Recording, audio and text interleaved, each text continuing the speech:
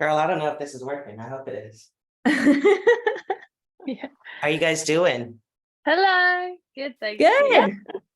Welcome to How are Backstage, you? everybody. I am her Mix-a-Lot. I have my co-founder, LPGOB, and we're here with Frankie Wells from Foundation.fm. I am not going to do a big, long intro because I want her to explain what's going on in her own words. Frankie, how are you? Thanks for being here.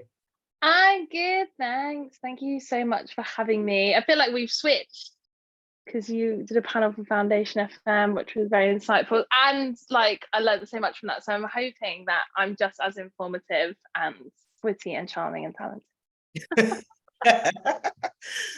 Just a reminder to the attendees, we are using the Q&A function today. So if you have a question, drop it in Q&A. You put it in chat. I don't know where that girl is. I'm not going to find it.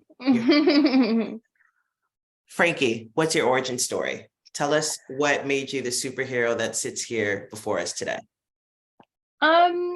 It's a bit of a mixed up one. I think everyone thinks that you need to decide really early that you're going to go into music or know exactly what you wanted to do. But my thing was that I was just enjoying what I was doing and kind of just like led with that, always kind of just inquisitive and was like, if I enjoy it, I'll do it. I'm also really impatient. So if I wasn't like good at it immediately, I was also like, I'm done with that. But so I think it's a mixture of both. But I work that if people don't really know, Foundation FM is a community radio station. So I've actually been working in radio for 10 years. Foundation FM is now 5 years old at the end of the year. Can't believe it. Feel like I have a child that's about to start school. It's crazy.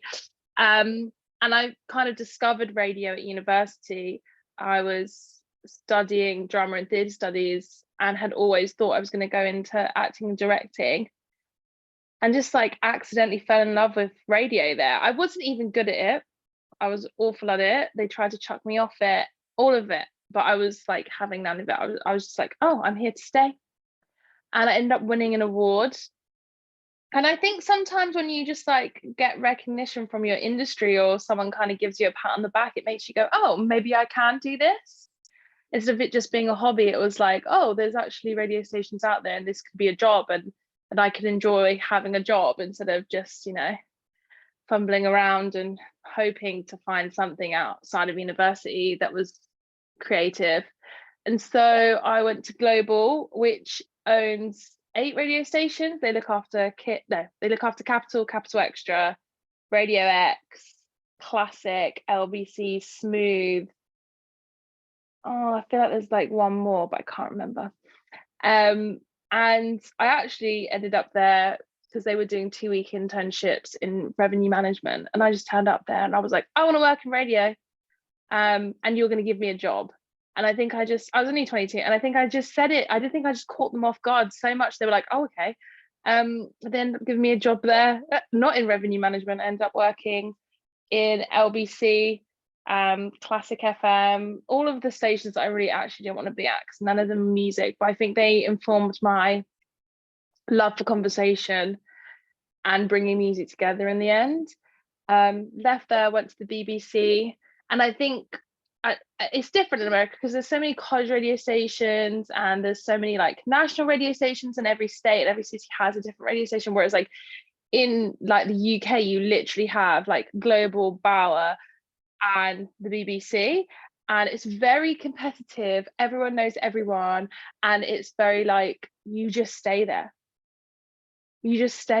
And I just hate to stay still, and I hate to feel like I'm not growing. So I was working my whole time to get to the BBC, thinking that's where I wanted to be. Got there, and very quickly after 6 months was like, wow, this isn't for me. Like there's a lot of red tape. And I always say I think it's really important to know what you don't want to do as well as knowing what you do want to do. And yeah, so I've kind of done the radio journey backwards. A lot of people start in community and go to national, whereas I started in national, went to community. So yeah, left Radio 1, went to a station called Radar Radio. I was there for like a year. I looked after 150 shows, and they were all like club music, dance based, and I just fell in love with that. And when that station closed, I realized that was an opportunity, because a lot of women, queer, non-binary people had lost out on their opportunities. And, you know, regular radio is a way for them to like hone their craft, make connections, make music, but also be booked for a lot of gigs. And I was like, wow, a lot of people missing opportunities here. And so I kind of had nothing else to do and was like, I'll start my own station. And 5 years, I haven't really looked back. And yeah, it's a radio station, a record label, a talent agency. We also do panels. We throw parties. We're just like one big community. And she's honestly she's a force to be reckoned with. And I'm just trying to keep up with Foundation. That's so tight. There's so much cool stuff that you just said that I want to sort of like pull apart one by one if I can. One, I love this idea. This is so fucking LPGOB coded. I love this idea of you being 22 years old and just being like, I'm staying. And like, you know, like, you know what? I wouldn't do it now. Like, I don't know who I thought I was. I say that all the time. I wouldn't do that now too, but that's exactly what my energy was. And I think how naive I was. I think how naive I was really informed a lot of the things I was doing. Because I was just going, why can't I? And even when I started Foundation FM, I always say, if I'd known what I know now, I don't know if I would have started it. I'm so happy I did though, but it was just naivety. I was like, why not? Why can't I do this? I love this idea, like this meeting of like hubris, like unmitigated hubris and like complete naivety, where you're just like you literally said, everybody told me I was bad at it. And I was just like, girl, move. Yeah. Like that, if following that spirit, how do you follow that spirit now? I'm curious, because you do feel Foundation feels very, even as you were describing the impetus behind starting it and like, somebody needs this. I might as well, like, I'm in this national place and I followed this track that everybody thinks that I've had. How do you maintain that with also all the wisdom that you've gained in the last decade of your career, where it's just like this perfect balance of like, fuck you, girl, move. You don't think I'm good at it? I do. And also like, well, shit, I gotta like be fucking for real too. How do you? Yeah, I think it is a real fine balance of like, I loved learning. I think learning keeps me like young and excited. And so I think it's always like me going, this is new, why can't I do it? And kind of just throwing myself into it, but also understanding that like I can listen and learn from so many other people, and I don't really actually have to wait for them to say, oh, you can do that, by the way, or you're good to do it now. Not wait for their permission, but just kind of throw myself into it. And I'm okay with making mistakes. Like I think maybe I'm the only person in the creative world that isn't a perfectionist. Like I'm so up for failing. I'm failing really loudly, because I think like that's where you learn. And I think when you start, you have to be bad. You have to be bad at it. And I'm just not scared to be bad at something. I'm not scared. I think I'm just not scared to embarrass myself. I'm not scared to like fail public. I've failed publicly. And I think maybe informed by, some of my performance. I've always been in performance, like putting myself out there and being on the stage. I kind of get an adrenaline rush out of it. So I think there's a balance of me kind of not being scared to fail, not waiting for permission, but also love learning and love throwing myself into the deep end. And but there's a balance with that, because then sometimes you take on too much, you're spinning too many plates, and you're like, I could have let someone else thrive in this area. So I think it's learning to like knowing when to drive and knowing when to be in the back seat is definitely a skill I'm kind of learning at the moment. Because I'm just like beep beep, and I don't need to do it all the time. I also think, oh, go ahead, Lo. No, you go ahead, love.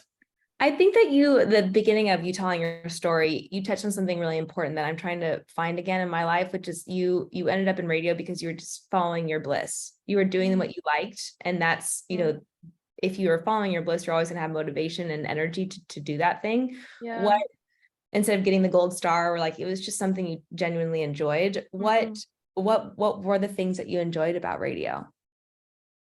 I think everyone is so interesting. I think it's like a really human thing that we do. Like they said, video would kill the radio star, it's still around. I think COVID showed how much we all needed radio, and we needed that human connection and sharing music and sharing stories. I think it's one of the most lovely ways that we can connect and share. And I just think everyone's so interesting. I could put a mic up to anyone and ask them a question and like fall down a rabbit hole of them. And I think so often, especially with social media now, we're kind of like competing with each other in numbers and looks and what's exciting about me. Whereas like radio is really intimate and really human, and it can spotlight anyone. And I loved it. I just fell in love with it immediately. I never ever thought I'd end up in radio. And it was honestly like I just had a realization when I was at uni. I was in my 3rd year and I was like, I'm not joined any societies. Like, I guess I'll go to the radio station. So That was cool. it. So have you, and this is maybe a really ignorant question, sorry in advance, but I obviously BBC over there is something, I wish that the US worked like that. It's like pretty amazing to have this one, whatever. But so is NPR equivalent, like, is that our equivalent to like a BBC?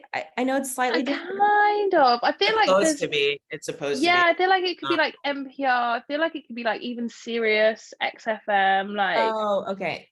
yeah, Okay. like Beats is quite similar. I'd Okay. say in that you like have your staple radio shows which wake you up, and like they're broadcast across the whole country. Everyone pays a license to listen to it, and that license is like non-negotiable. Like you have to pay that license. Okay. And I think growing up, I felt like the BBC, it informs our culture, like it informs our taste. So like when we were growing up and I was 16, you would turn on radio and you would be like, that's the new coolest band, and you would listen to that radio show, and then you and your mates would talk about it, and we used to like record all the radio. It was like a real staple of us growing up, and it informed our taste and who we were and our stories and where we went to listen to music. Now I feel really differently about it, because I don't think there should be one way and one like genre put on a pedestal decided by a group of 10 men in one room who like are all the same age and all look the same and are like, what do 15-year-olds like? And I'm like, you should have nothing to do with that, you know? Like it just didn't. None of your business. Yeah, I'm just like, why do you want to know? Yeah. And and now I think, you know, if we all just go, oh look, there's one big shiny thing and they're doing it great, then it kind of just puts everyone in one box. I think people that listen to Foundation FM, of course they listen to Radio 1, of course they listen to like NTS and Rinse and maybe NPR and like Beats. Like there's not just one station for one person. Like we're so multifaceted, and I think it's really fun to like play within that. And so I used to was like heavily influenced by the BBC, and I kind of worked so hard to get there. Like I thought it was like the beacon, and got there and I was like, I am bored. How cool to know that. How cool to have gotten there and then know that you probably, you know, you have to go through it to know that. So how many shows are on your radio station? Like how intense is to program that? And then second part of the question is we'll answer that part first. It's pretty big now. It's nearly 100 and I want to say nearly 150 people on the station. Yeah. Which is really fun. God. Yeah. And it's really fun to program though. Like I love it. It's one of my favorite things to do is sit down with the team and program the next 3 months and talk about the residents and how we support them and how we can challenge them and grow. And, you know, every 3 months we say to ourselves, okay, what are we highlighting? Who are we missing? What conversations do we need to be a part of? And then we say to ourselves, okay, who are the 6 residents that we're going to really push and work with? And it's even though it is a big station, like we do have real focus on certain people and certain talent and where we want to grow them. And we always say it's a lot of people's first foot in the door. It's their first radio show or it's their first radio station. And our aim is to get them in the best place to go to the next opportunity. And it's worked really well. Like a lot of our DJs are now on Radio 1, on Capital, on Kiss and on Beats. So they're watching us. I remember when I met you guys in Ibiza, I was really blown away I liked your concept. I mean, with everything you do under Foundation, you know, the parties and the management and all that other stuff. It's I mean, you'll be better at articulating this than me, but it sort of sounded like it was the entry point for people, and you wanted them to then jump off and, keep growing. And, but it was you guys are the first sort of door to open for them. I think that's for sure. Like, awesome place to be. Yeah. And I mean, I didn't study radio. So like when I joined my student radio, one of the reasons they tried to kick me off is because I wasn't on the radio course and I had no idea what I was doing. I was like, what's this button do? And I was kind of like, they had worked so hard to get to a level, and I understood that, but also like I was there to play and I was there to learn, and I hadn't had the opportunity to, like, getting into radio is quite expensive. It's a lot of expensive equipment. Then you have to pay to join the radio station. Then you have to pay to be part of the Student Radio Association. It all adds up. And so I felt like, I didn't question at the time, but reflecting back, there was a reason why I only saw one type of person at the BBC. Like, because everyone had come from a certain background who could afford it. And I wasn't part of those circles. I just worked really hard. And I think it's the fact that I'd won an award that really actually pushed me into that trajectory. And if I hadn't won that award, like, it would have been so much harder. And so Foundation FM is kind of like, if you have no experience, but you just have a love for something, come around and muck up and mess around and play here. I think something we were talking about earlier is like following bliss. Like, I think we lose play so much. We always think we have to start it and it has to be perfect, and if it's not good enough then and there, then it's gone. But I really enjoy watching people come and just like play in radio and find their voice and make mistakes but laugh about it and then move on from there and just see where they can go. And so it's a place where we just say, if you've got an interest, this is no pressure. And I always say to everyone, if we're not having fun, we're not doing it right. I love that. It's just not heart surgery. Like, I can't get upset. I can't. It's so mad. I remind myself that all the time. Like when I go on stage and I'm feeling like unprepared, but I'm like, I'm not a brain surgeon. Like, it's the point of this is fun. Yeah. I feel sorry for brain surgeons because they can't say that. What's funny is I recently actually went to a show. I went to a Grateful Dead show with a heart surgeon who had surgery the next day, and I was like, "Are you?" I would be like, "I need to be in bed exactly by." It's how intense would that be? But but I just think it's so cool because in the music industry, I feel like there's every manager wants to get the biggest artist or the best artist, and the BBC wants the best host, and it's just like, and it's so therefore there's this huge space in the market for the people to support the people that need to grow into those people. And I just think it's so rad that y'all are doing that. Yeah. I mean, we didn't think about it. It kind of just naturally happened. But I'm kind of like, I wouldn't change it. I love it. I love watching people grow, and I love watching them find their thing and find what they're good at and be like, oh wow, I'm actually really good at this. Yeah. And so when did you decide to start branching off into the other the parties and the rest that falls under your company? Well, it was never a plan. And like I said, the Foundation's her own thing, and we're really just following her. And what was so great about starting Foundation is that everyone who was at Foundation very quickly like fell in love with each other. They were all meeting up. Some of them moved in together. Some of them started DJing together. Some of them started writing music together. And so the opportunity to start a record label was like, everyone who's at Foundation is learning to make records. They want to release on Foundation. They trust us. They know that we care. They know that we're good people, and they're like, why don't you have a record label? I'd love to release. And so we kind of just looked at ourselves and we were like, why don't we have a record label? And then we worked really hard to get it. And it's same with like talent management.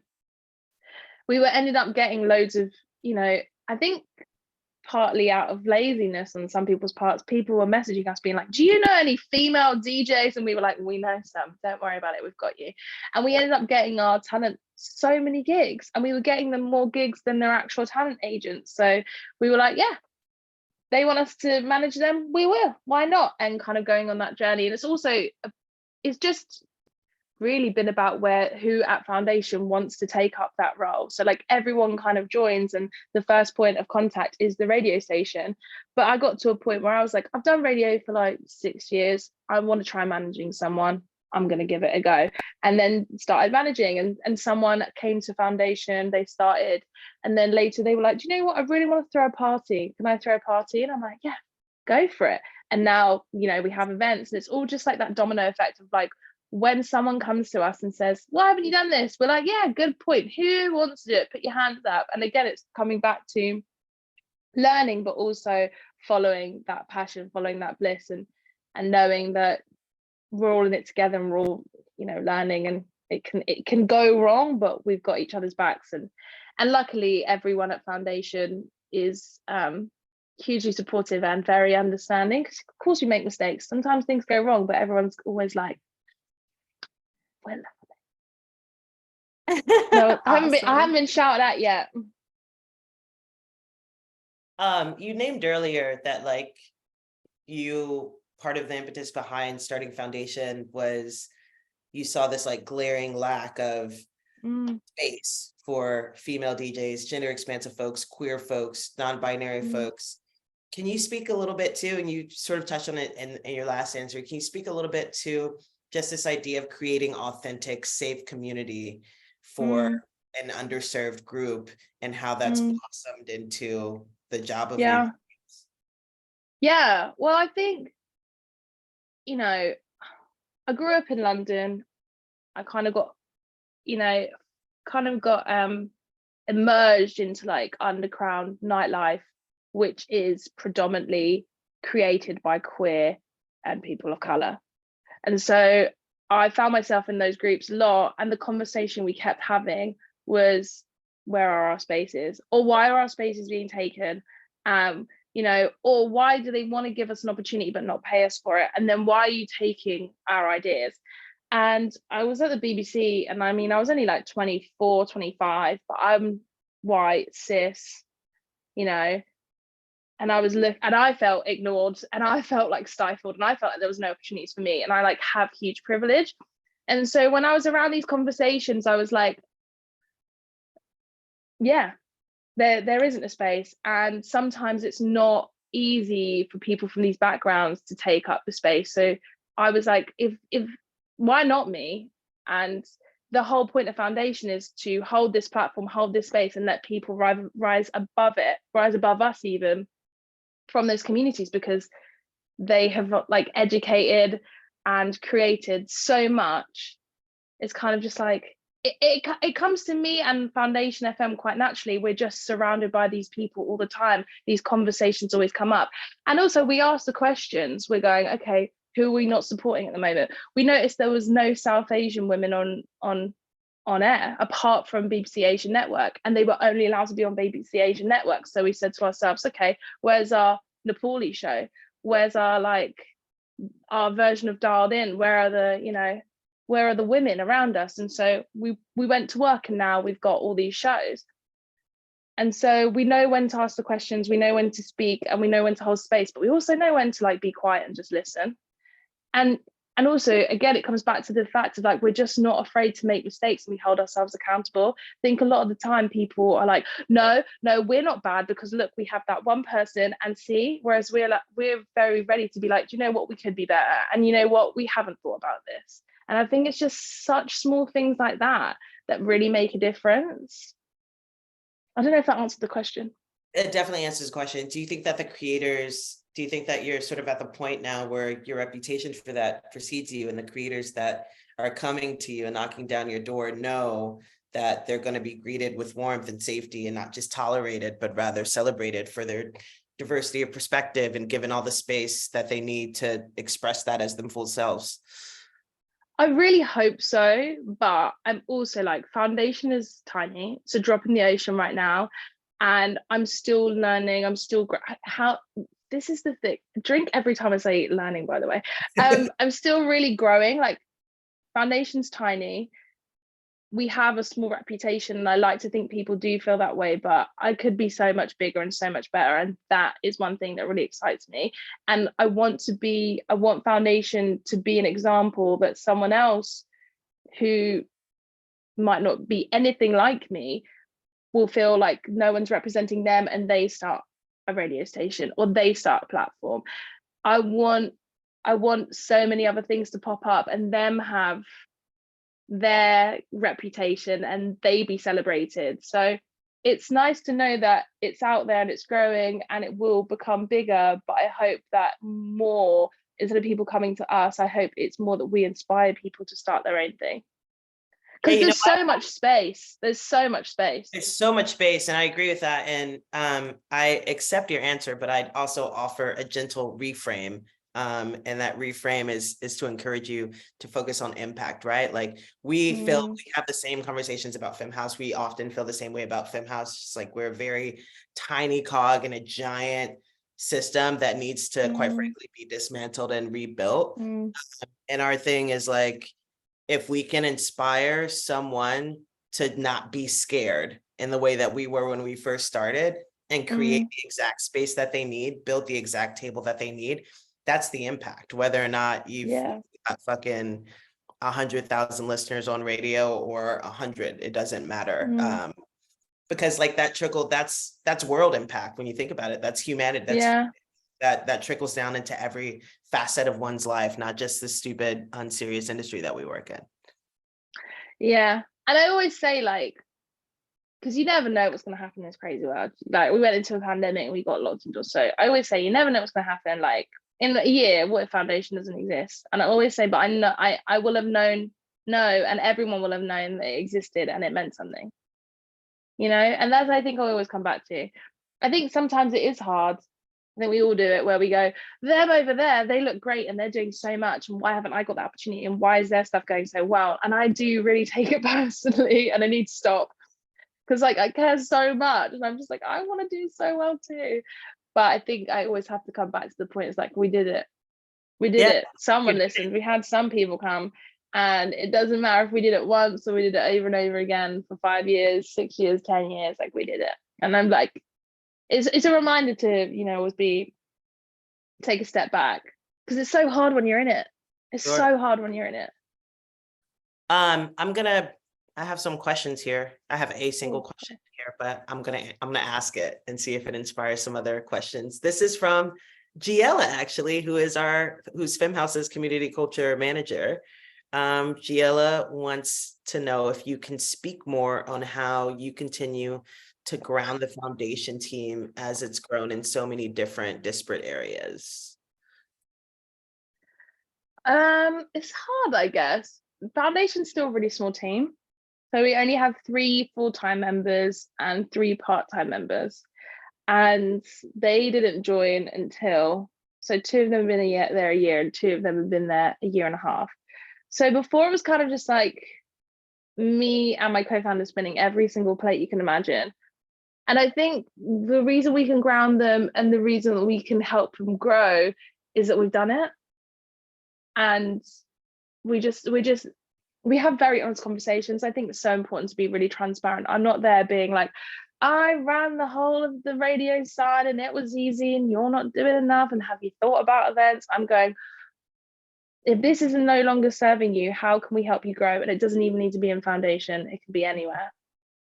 And I think just understanding that, like, no one, like, everyone is bigger than foundation. Like, foundation actually just, it doesn't even really mean, it's nice to have, but like the individual is always more important. Like my happiness is more important, their happiness is more important than this job. I think always remembering that it's a job, and we want to make it as, you know, we have to work hard.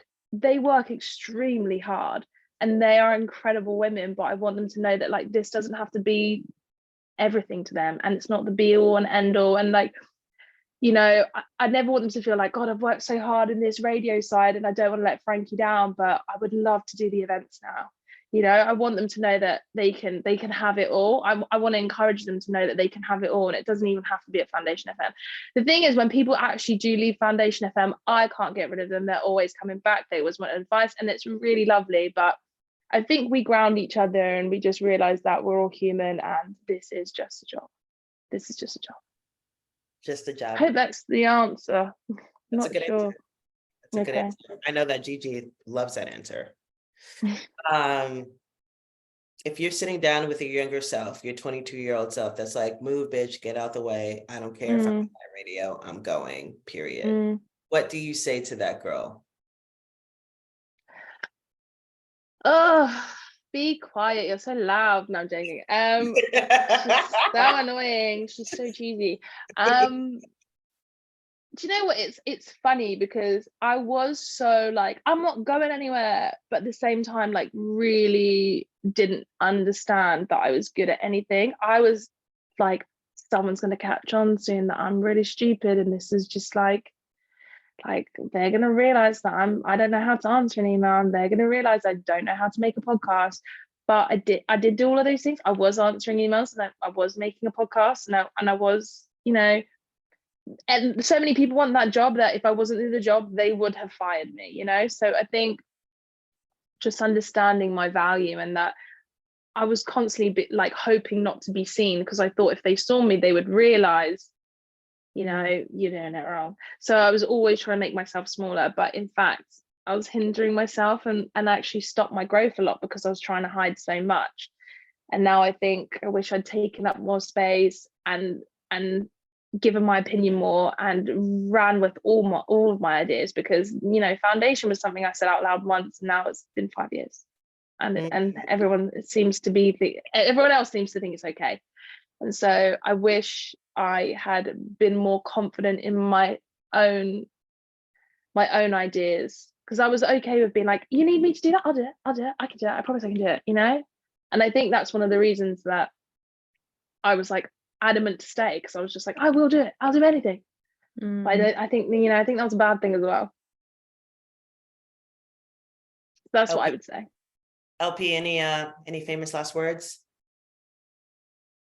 I just love what you're doing. I mean, I met you in person. I love your energy, and that brought me in, and now learning more about what it is. I just think it's so obviously in line with what we believe, and so important, and also inspiring for us. You know, we started out as a educational platform and workshops, and seeing how you've grown just by letting people in your community, you know, raise their hands and supporting them to do that. And I think that's really exciting for us, because we also have a lot of dreams about what else the platform Femhouse can be. And so, yeah, it's just really nice to talk to you and be inspired by that.